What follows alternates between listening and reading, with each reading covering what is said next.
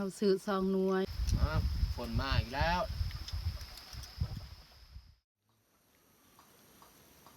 กราบทักทายสบายดีเมื่อสุขูสุคนเข้าสู่ซองเตื้อยกราบสบายดี FC หมดทุกคนสำหรับตอนเช้ามื้อนี้ขอยกาพาบ่าวยับกะพากันขึ้นไฮที่ไกลบ้าน แต่จุดประสงค์เขาขึ้นไฮวันนี้กะบ่ได้เฮ็ดเวียกหยังกะเนื่องจากว่าท้องฟ้าในมืดครึ้มมีแต่ฝนตกตลอดฝนก็ตกแต่เช้าแมนแต่เฮานี่ว่าสิมาซิดเบ็ดหรือว่างมหอยแต่ซิดเบ็ดนี่ค่อยสิให้ยับเป็นผู้ซิดขอนี่ซิดเบ็ดบ่เป็นแต่บ่ฮู้ว่าเฮาสิได้ปลาหรือบ่โอเคทุกคนมีแต่ติดตามเบิ่งติดตามชมนำภูเขาแบบยาวๆเลยไ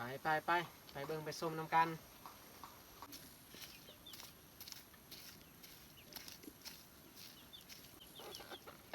เขาขุดเอาเหยื่อก็คือขี้กระเดือน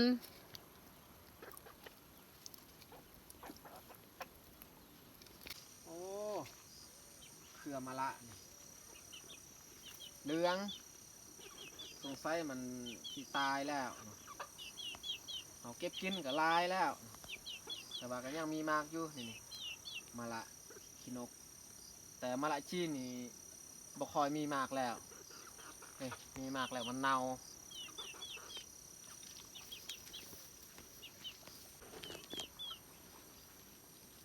แต่เฮาบ่ฮู้ว่ายอดของมันนี่กินได้หรือบ่เพราะว่าเฮานี่บ่เคย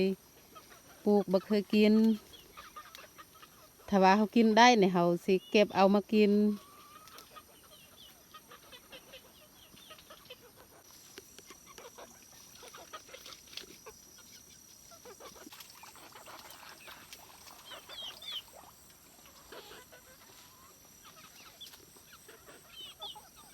โอ้สายเบ็ดขาดทุกคนเอ้ยบ่ได้สิเบ็ดแล้วแต่ลงงมหอยอย่างเดียวแล้วมันสวบกินแล้วพอดีเฮาดึงขึ้นมันขาดแต่บอลเฮามัดอันนี้บอแนนสงสัยมีแนวมากัด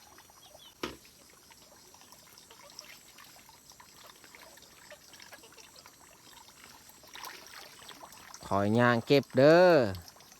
บางทีมีเศษไม้ที่มันแหลมนี่อันตรายเลย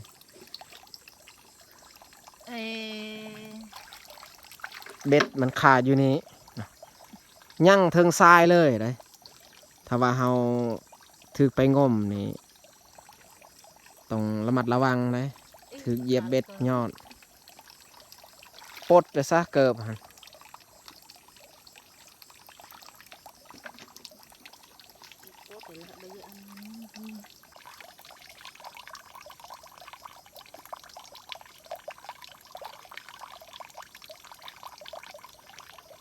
ก็กล่าวแล้วที่บ่ได้อยู่ตะเสง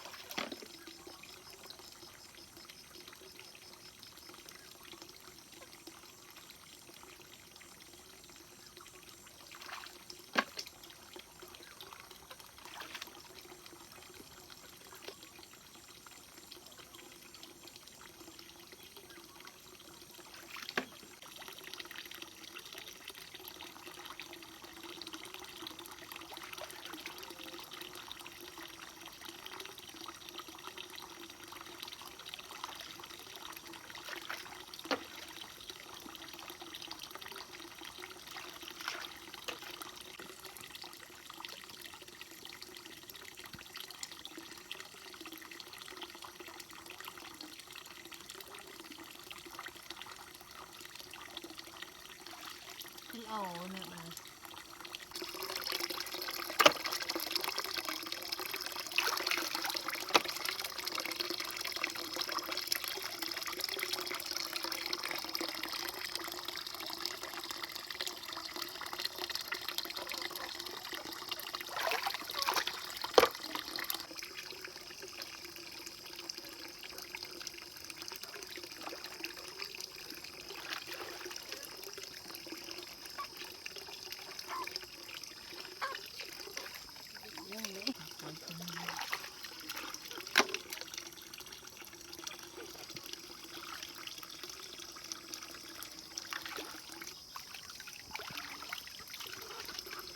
เฮางมห้อยก็บ่ได้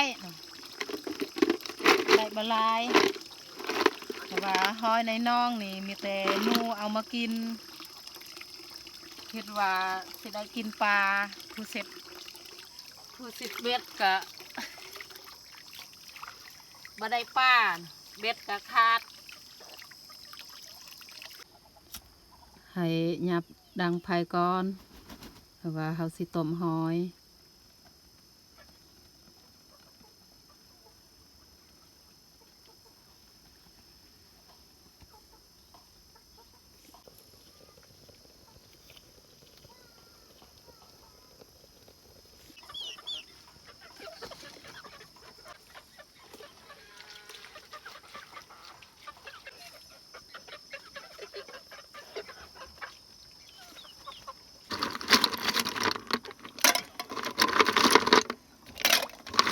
หอยนี่เฮาล้างเรียบร้อยแล้ว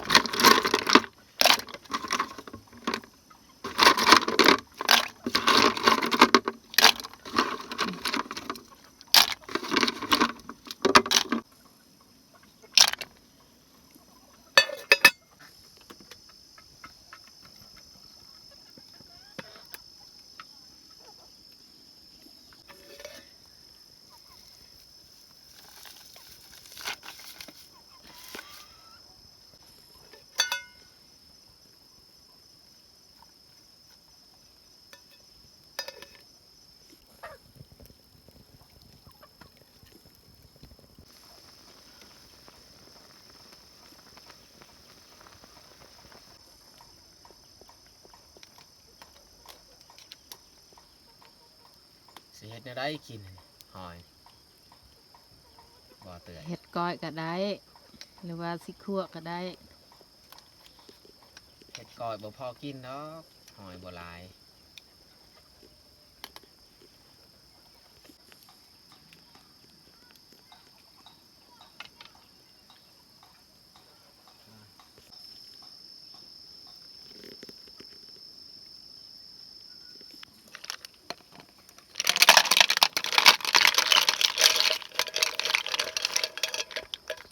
พอดีเต็มถ้วยเลย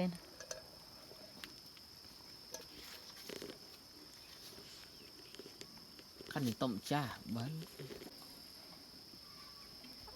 ให้ยับค้างหมอไว้นะเพราะว่าเฮาสิพากันไปเก็บยอดมันอีก ต้มน้ำทา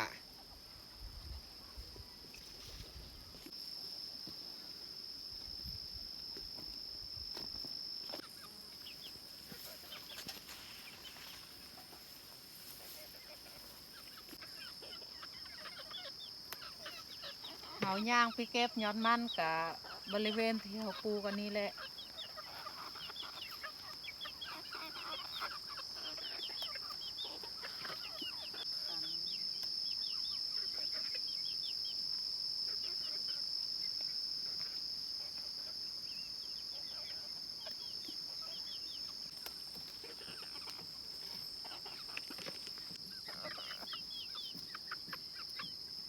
เด็ดเอายอดอ่อน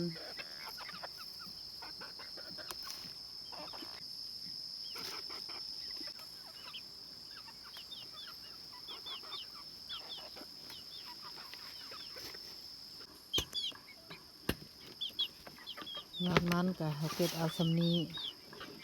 ซ้ำพอดีเฮาสองคนกิน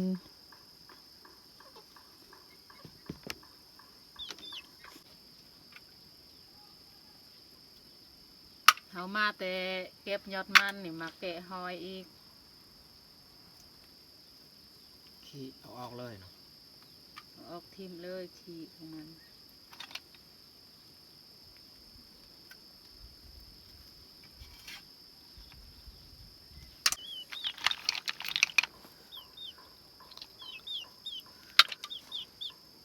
ที่เหลือมันเป็นการแกะไปเลย โอ้เป็ดเนี่ยมันหัดบิน แต่ว่าปีกเขาก็ได้ตัดแล้วนะยันว่าตอนนี้มันยาว ตัด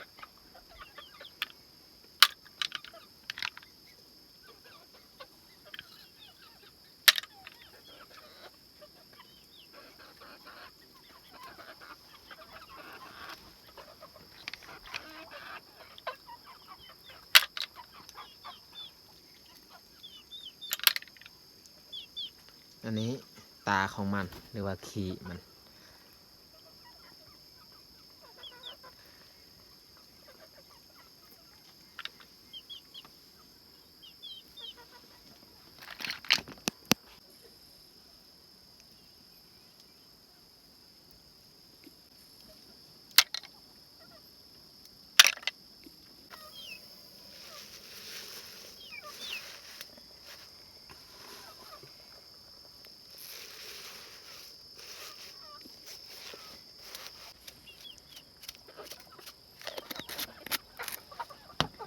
เฮาแกะออกแล้วนี่เฮา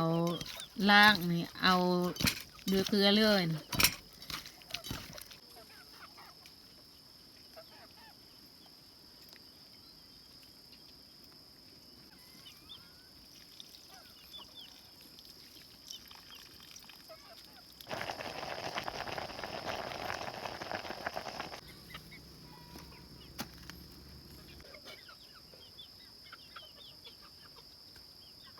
เอามาเก็บห้อยวันนี้นี่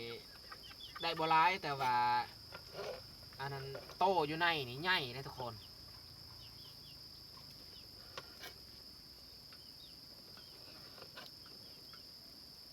ห้อยมันตุ้ย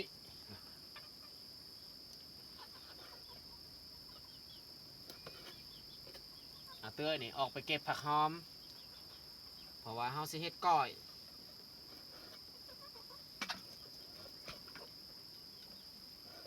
บางกี้ว่าสิคั่วแต่ว่าบ่มีน้ำมันก็เลยเฮ็ดก้อยซะ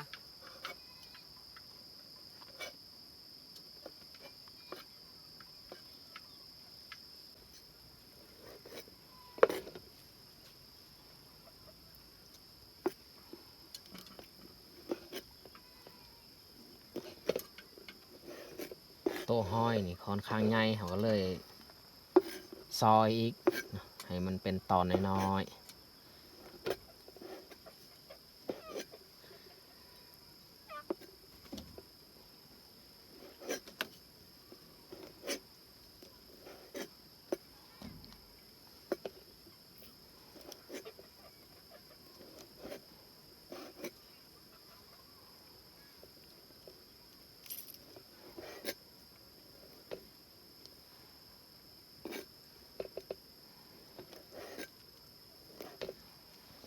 หอยที่เราซอยแล้ว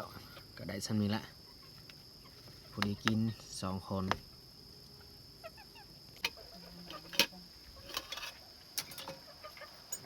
พอแล้วเอาต้มกระด้นแล้วยอดมันแต่สีล้าง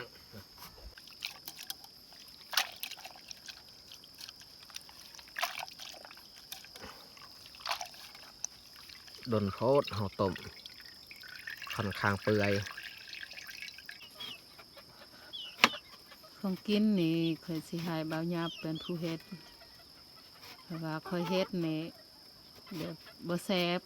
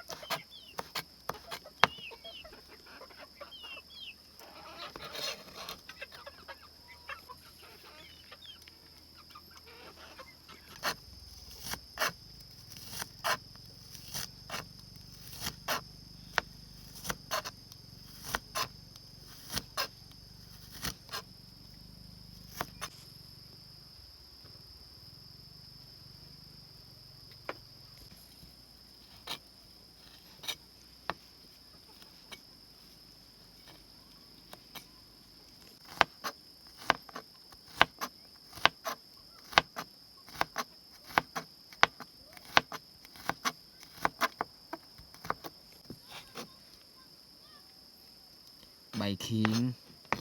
ตัวนี้นี่เราใส่ยอดมันนะใบขิงหอม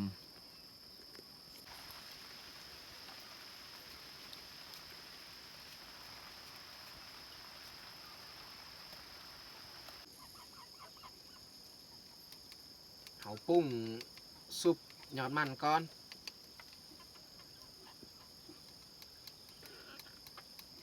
เพราะว่าซีนหอยนี่เขาต้มคืนบางทีเขาต้มบ่ทันสุกต้องได้ต้มคืนอีก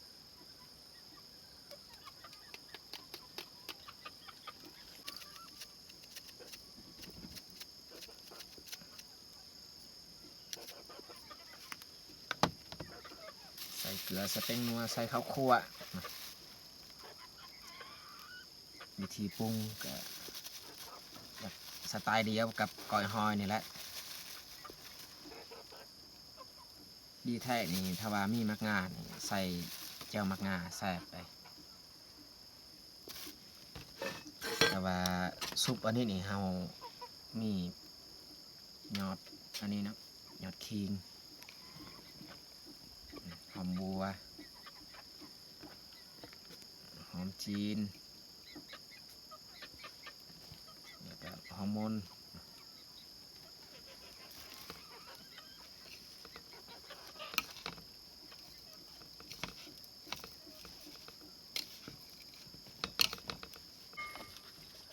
หยาเฮ็ดซุปยอดมันแล้วเพิ่นก็ปรุงอันนั้นหอยอีก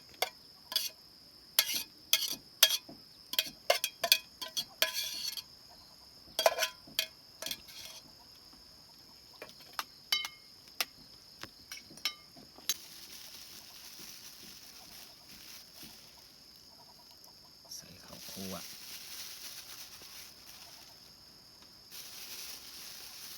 มะเขือใส่เบิดบ่ ก็เบิ่งนั่นแหละคันมันหลายก็จงไว้ถ้าบ่พอก็ใส่หมดเลย หอมจีนหอมหัวแดงข่าผักเทียมหอมบัว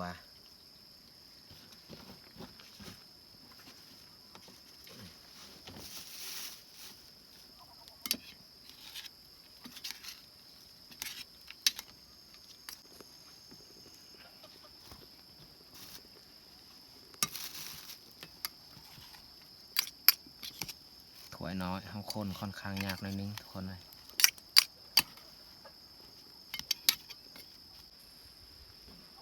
เบายับเพิ่นจัดอาหารขับเที่ยงก็เรียบร้อยเนาะสุกยอดมันก้อยหอยไข่สำหรับอาหารเที่ยงของเฮาก็เมื่อแต่สำนี้แหละ ตอนนี้พวกเราสองคนก็ได้ขึ้นมานั่งอยู่เทิงเทียงนั่งกินข้าวเที่ยงมีแต่สิลงมือกินข้าวเอามาพี่น้องมากินข้าวเที่ยงน้ำกัน มาแสบน้ำกัน ด้นและบัดได้กินซุปยอดมันก้อยหอย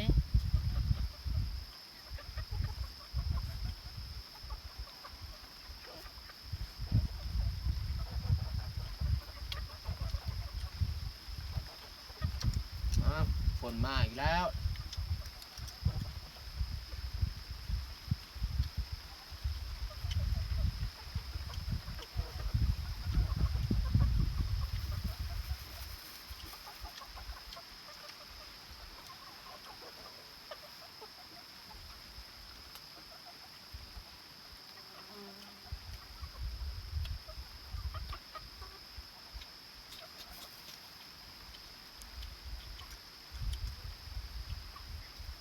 ทำสิ่งไว้ว่างกันเอง ครับหยอดมัน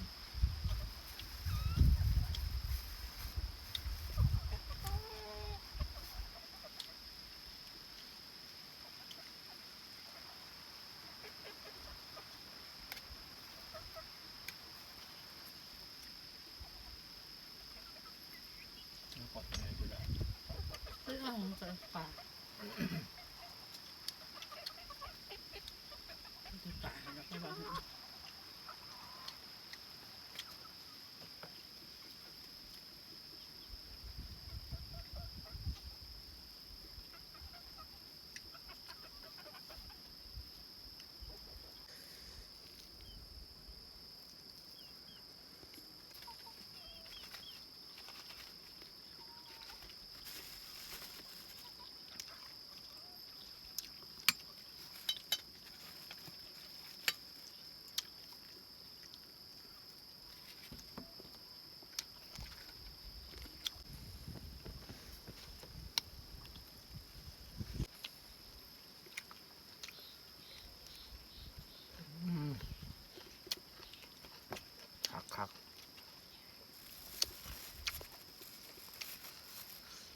ก้อยห้อยนี่เขาบ่ต้องเฮ็ด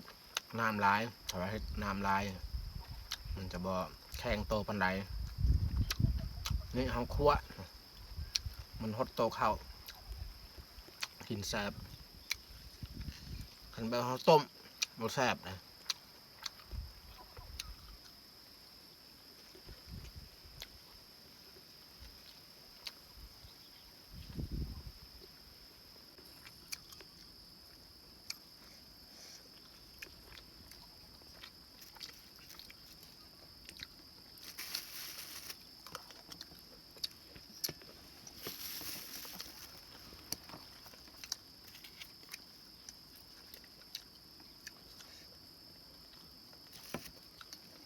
ไข่พองนึง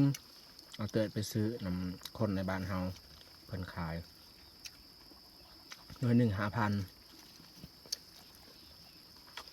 ช่วงหน้าฝนนี่เฮาหาซื้อก็ยากอันนี้ก็เกือบสิเบิดแหละเอาเติดมาทัน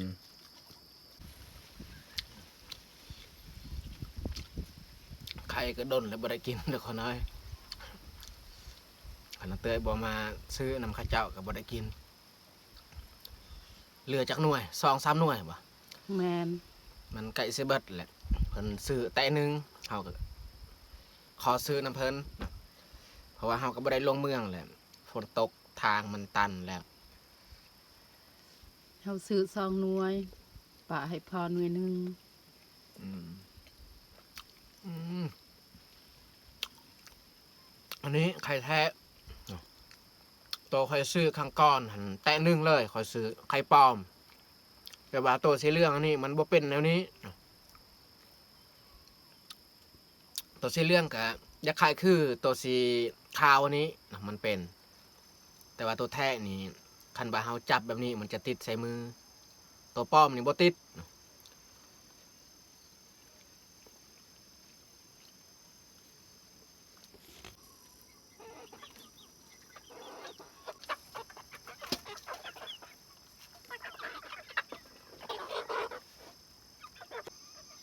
ตอนนี้เฮา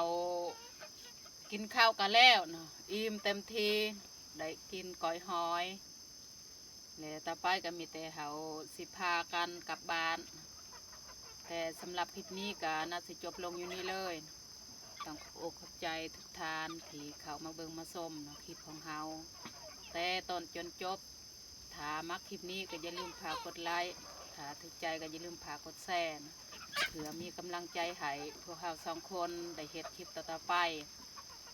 ขอขอบใจ ขอบใจหลายๆเด้อ บ๊ายบายพอกันในคลิปต่อไป